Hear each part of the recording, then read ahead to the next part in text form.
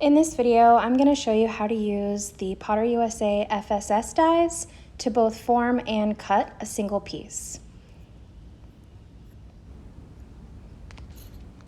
Go ahead and remove the springs and take the FSS bottom plate off of the die shoe. We're going to use this as essentially a silhouette die to form our metal. For this, you're going to need annealed metal. We recommend non-ferrous. And you're also going to need a urethane pad. We sell these for silhouette dies and dish forming silhouette dies. So go ahead and place your copper in between the urethane and the die. And then making sure you're using spacers, place it in your press and form it just like you would a silhouette die. You want to make sure that the entire FSS die is covered with a spacer, so make sure you place spacers above and below the die. And then you're going to just put a little bit of pressure. If you use too much pressure, it's likely that you will cut through your metal because of kind of the sharpness of the edges of that cutout in the FSS die. So use gentle pressure and go slowly. You can always take it out and check it.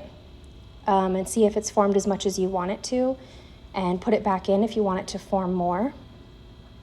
This is great for my purposes, so I'm going to go ahead and stop there.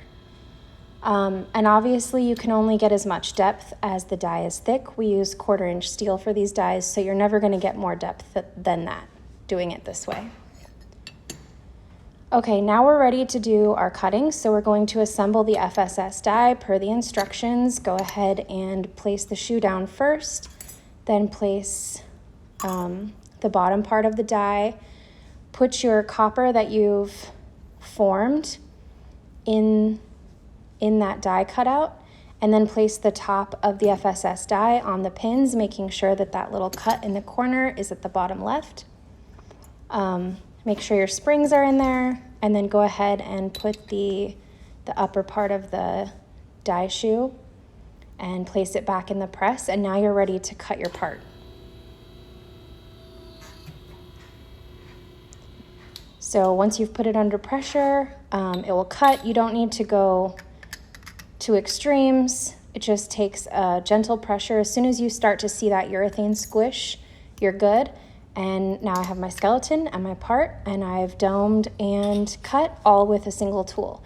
So any of our FSS dies can be used this way, and if you have any questions, let us know.